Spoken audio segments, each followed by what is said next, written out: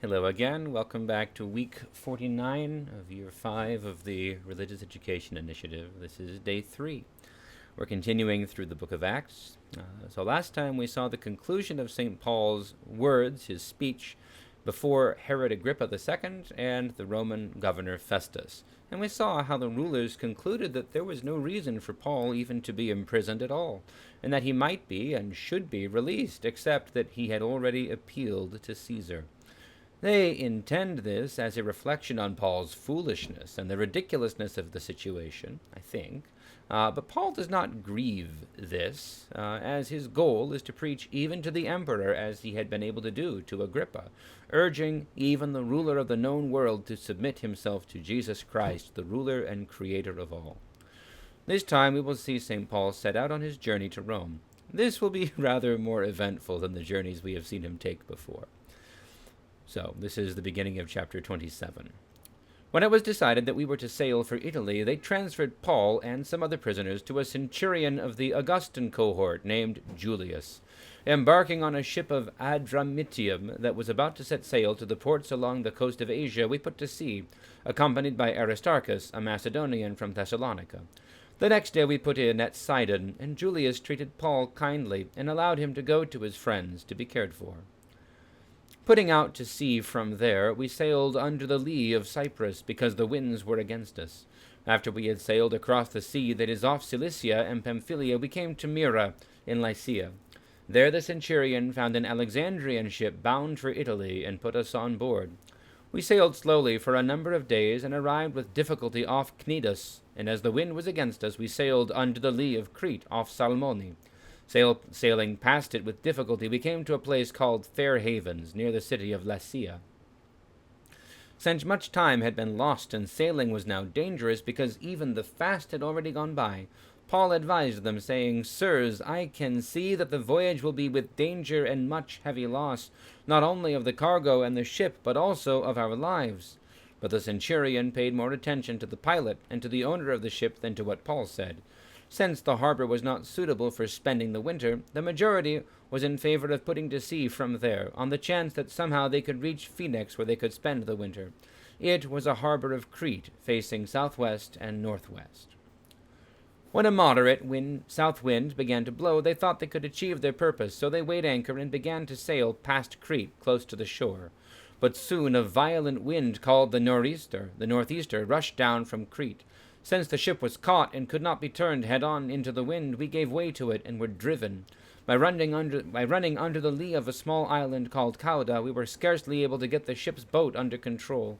After hoisting it up, they took measures to undergird the ship. Then, fearing that they would run on the Syrtis, they lowered the sea anchor, and so were driven. We were being pounded by the storm so violently that on the next day they began to throw the cargo overboard, and on the third day, with their own hands, they threw the ship's tackle overboard.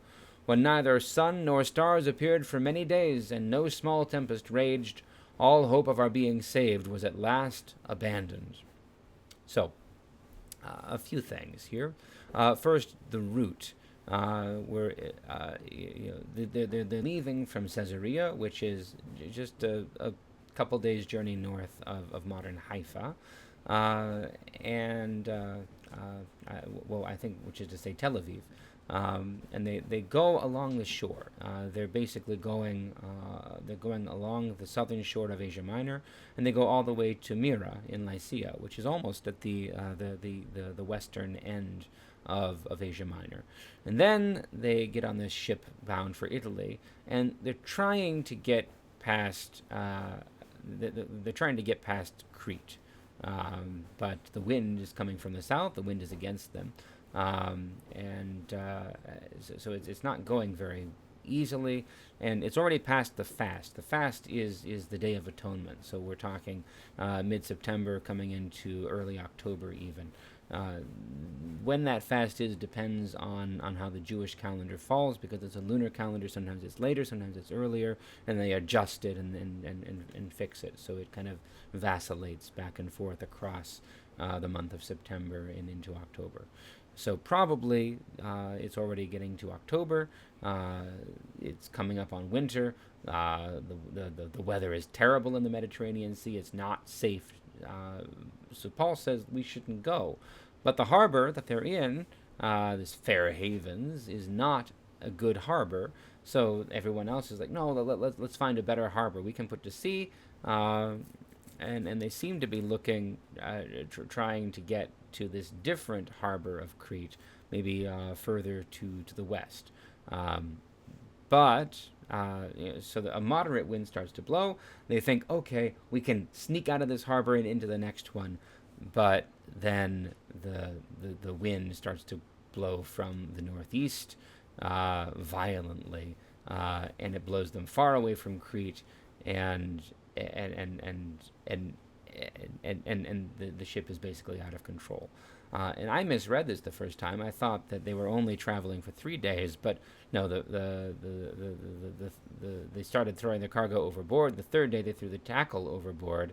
But then there are many days, which means my math was wrong. But they're being blown hard past Crete, and basically they're going to end up after a long time, after several days, 600 miles away off the coast of Malta. Meantime, St. Paul is speaking, urging them to be cautious, urging them to, he's giving them a warning, but they don't listen to him this time. The fact that he gave a good warning, however, will be valuable, because now the centurion will trust him and will make a different decision. So anyway, that's it for this time. God bless you all. We'll see you shortly. We'll see you next week as we continue our readings. God bless you all.